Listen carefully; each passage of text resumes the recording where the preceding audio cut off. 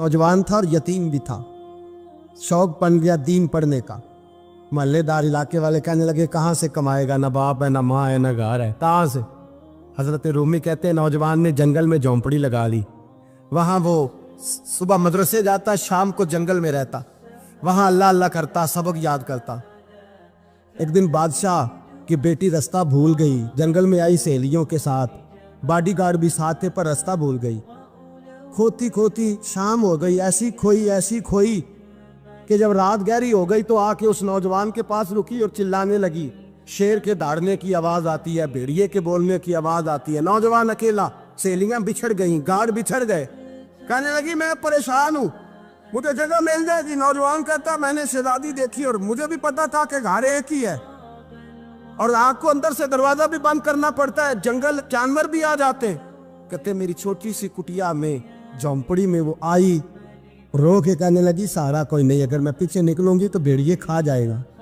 कहते मैंने उसे जगह दे दी। अकेली औरत, चिराग जल रहा है, सबक याद कर रहा हूँ। मेरे नबी पाक ने फरमाया जहाँ मर्द औरत अकेले हो तीसरा शैतान होता है। और शहजादी, वो बच्चा कहता है सबक याद करता रहा सारी रात। वो बच्ची को कहा सो जा, पर वो कहती है नींद मुझे भी कहाँ आई। ऐसे मौक़ों पर नींद, सारी रात सबक याद करता। थोड़ी थोड़ी देर के बाद चिराग जलता तो उस पर उंगली रखता, हाथ जलता तो पीछे खींचने, फिर दूसरी उंगली रखता, थोड़ी देर के बाद जलता तो खींचने, हाथ सारा जल गया।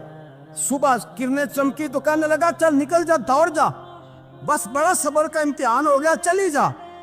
शहजादी बाहर निकली, सिपाही ढूंढ रहे थे। बादशाह खुद जंगल में निकला हुआ था, मेरी बेटी मिल गई। बादशाह तन्हाई में जाके कहने लगा बेटा मैं दुनिया को बताऊंगा कि मेरी बेटी खोई नहीं थी, सिपाही साथ ही थे। ये बड़ा मुश्किल होता है, बेटी तो भूल के भी रात कहीं रह पड़े तो लोग जीने नहीं देते, तो बेटा मुश्किल हो जाएगा मेरे लिए। कहाँ थी? उसने कहा नेक नौजवान के पास। उसने कहा बेटा मैं तो तेरी बात मानूंगा पर दुनिया नहीं मानेगी। अगर उस नौजवान ने किसी को बता दिया कि तू उसके पास थी तो फिर लोग मेरा जीना मुहाल कर देंगे। बेटा मैं मर जाऊंगा, मेरी मजबूरी ये है कि वो कहीं राज ना उगल दे वो नौजवान, उसे कत्ल करना पड़ेगा। औरत ने मिन्नतें की, उस बेटी ने कहा मेरे मौसम को मारोगे, रोई। और वो कहने लगा मैं बादशाह, वो मेरा अपना वकार है, मैं उसको छोड़ नहीं सकता। गिरफ्तार कर लाए सिपाही। वक्त तय हो गया सजा का। अकेले कारकोशरी में रखा गया, जो उसके खास एतबार वाले थे उनकी ड्यूटी लगाई। बादशाह ने बुलाया, पहले बिलम आया। औरत कहने लगी, बेटी कहने लगी एक दफा तो बुलाओ ना, एक सवाल बस पर्दे में रह के पूछना है और फिर जो आपका जी चाहे मेरे मौसम को मारना तो है, तो मर्जी आपकी। सामने खड़ा किया, नौजवान पर्दे के पीछे, औरत खड़ी हो गई। बादशाह बीच बैठ गया। बीबी कहने लगी सारी रात बेदार मैं भी रही, सोया तू भी नहीं।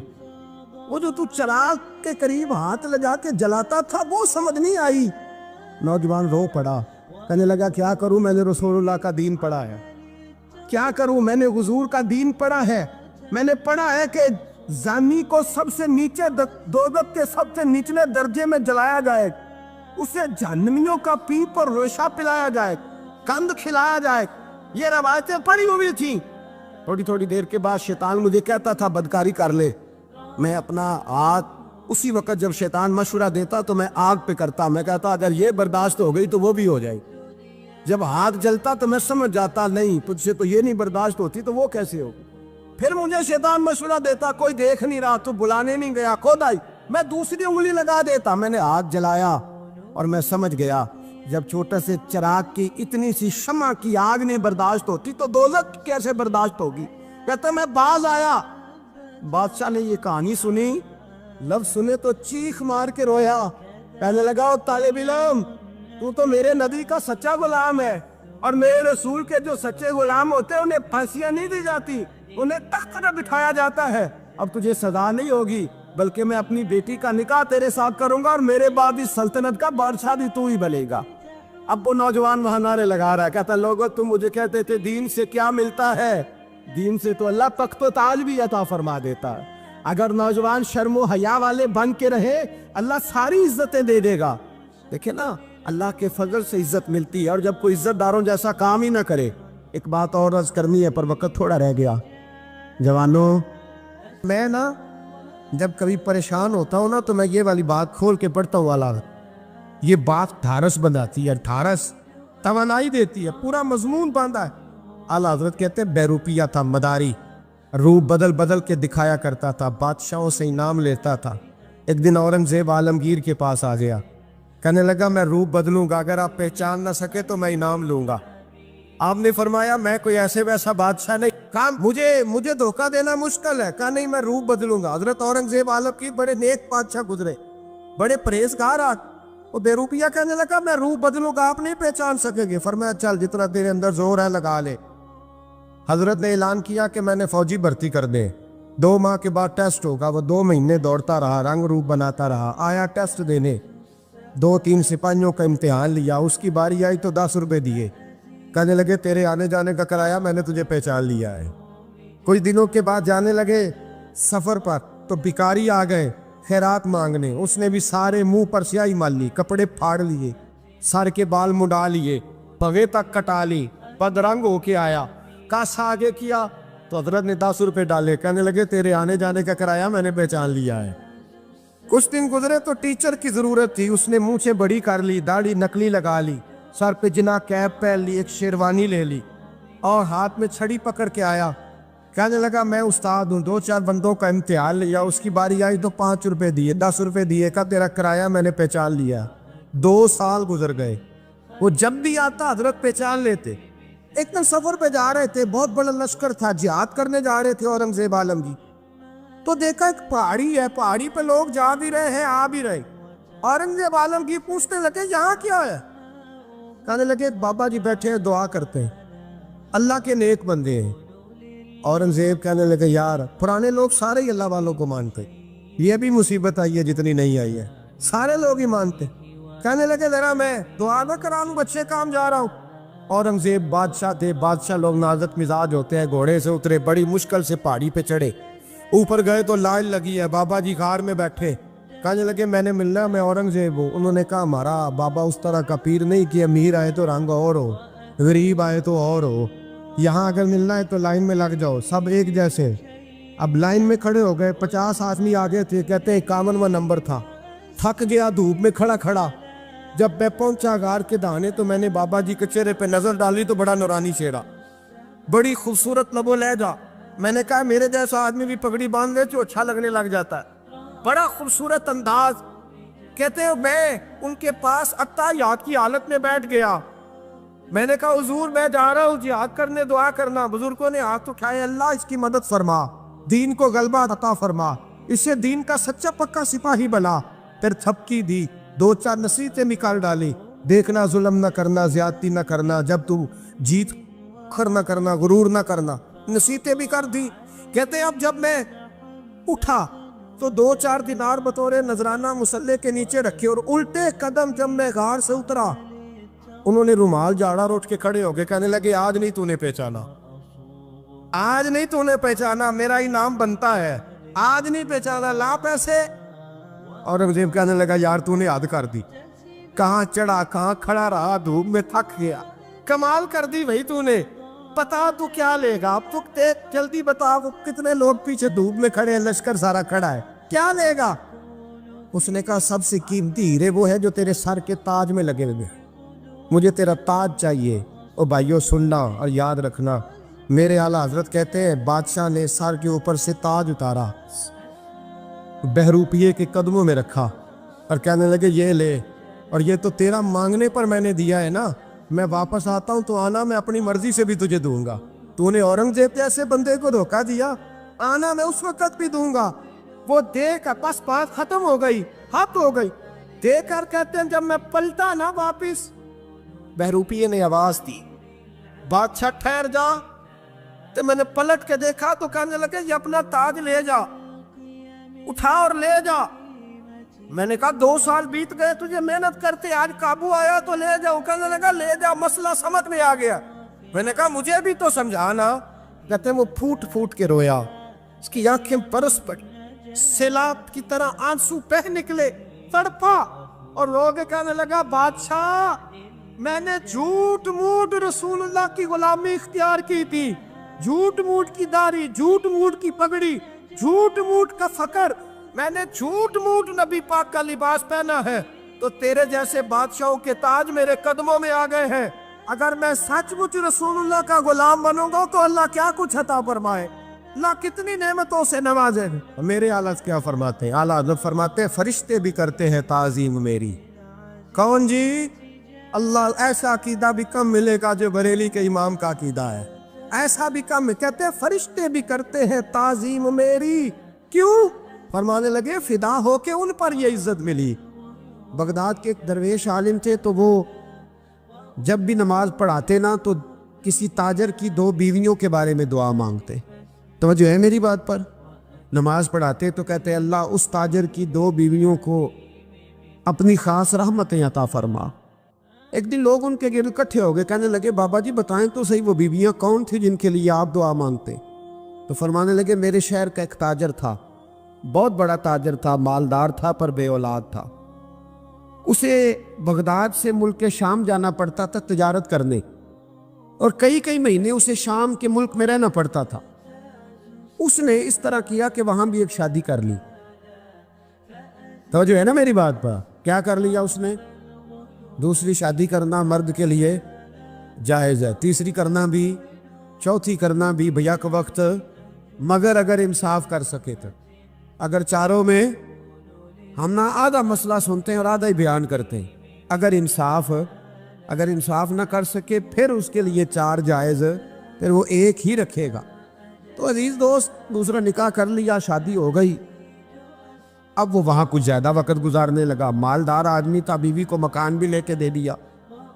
अब वो जरा देर से आता वापिस, और जब आता भी तो उसके वो वाले अंदाज ना होते जो पहले हुआ करते थे। अब बीवी से बड़ा जासूस भी कोई नहीं होता, उसको तो पहले पता चल जाता है कि माजरा क्या है, उसे बड़ी खबर होती है। तो उसने महसूस कर लिया कि बदले बदले से मेरी सरकार नज़र आते। वो कहने लगी अब के जब आता जाता है तो इसके हालात कुछ बदले बदले से हैं, माहौल कुछ और है।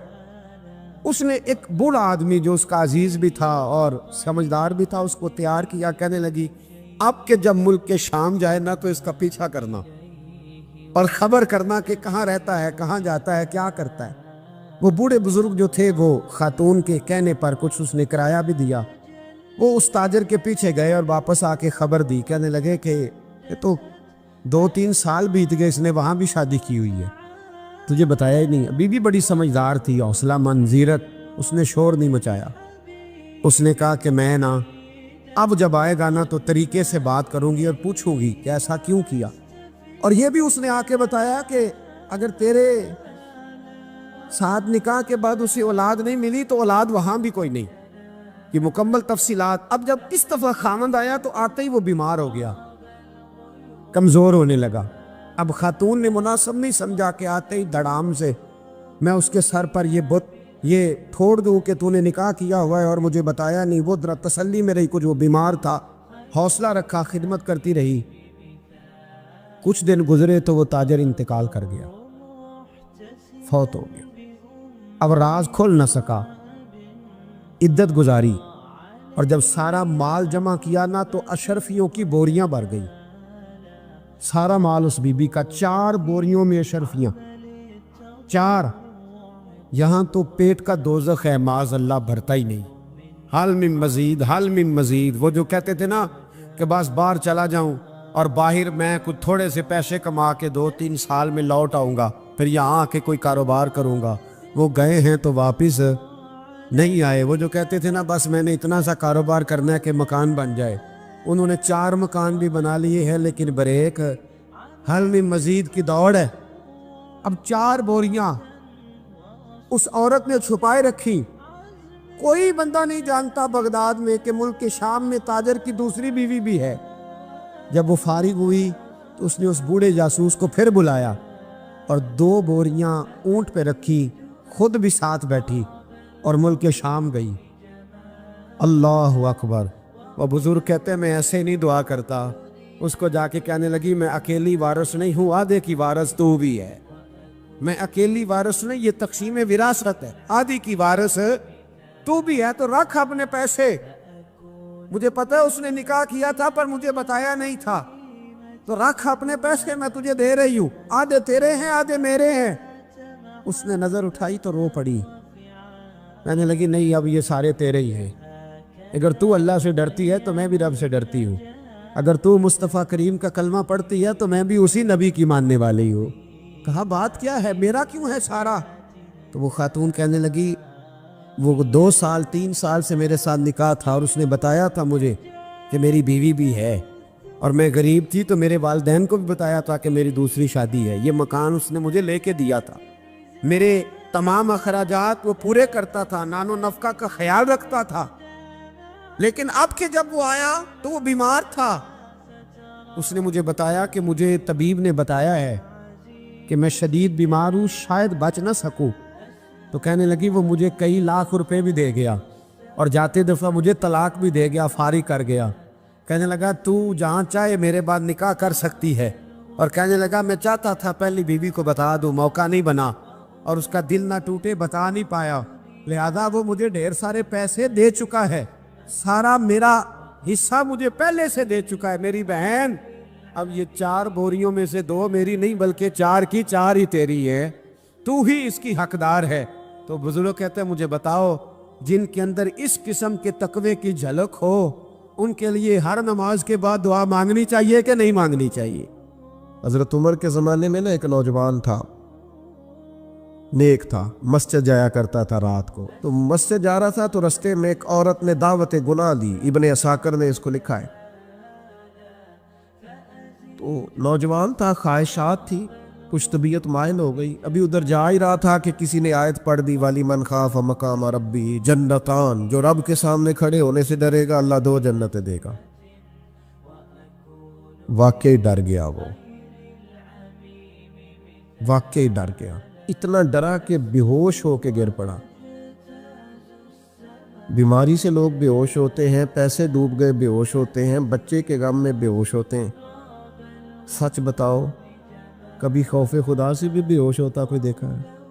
ہمارے ہاں تو روز مرہ ہی نہیں ہے بھائی، اور بڑی باتیں ہیں بے ہوش ہونے کی، ڈرنے کی، غش کھانے کی۔ بے ہوش ہو کے گر پڑا، بوڑھے باپ کو کسی نے بتایا بچہ بے ہوش پڑا ہے، اٹھا کے گھر لائے، گھر لا کے کہا بیٹا کیا ہوا؟ نوجوان ہے، چڑھتی جوانی ہے پر پاکیزہ بڑی ہے۔ کہنے لگا ابا جی گناہ کی طرف چلا گیا تھا پر میں نے آیت سن لی جو اللہ کے سامنے کھڑے ہونے سے ڈرے گا رب 2 جنتیں دے گا، میں ڈر گیا تھا، رب واقعی 2 جنتیں دے گا۔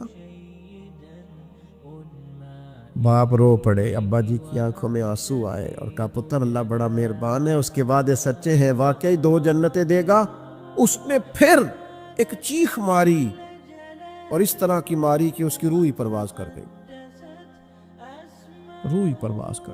کشتگان خنجر تسلیم را، عشق کی خنجر سے قتل ہو گئے لوگ۔ صبح حضرت عمر کو پتہ چلا کہ انہوں نے تو رات جنازہ بھی پڑھ دیا، تدفین بھی کر دی۔ جناب عمر فرمانے لگے اتنا نیک نوجوان خوف خدا سے دنیا سے چلا گیا، مجھے کیوں نہیں بلایا میں جنازہ پڑھتا؟ فاروق اعظم فرما رہے ہیں میرا شوق تھا میں اس کا جنازہ پڑھتا۔ کہ حضور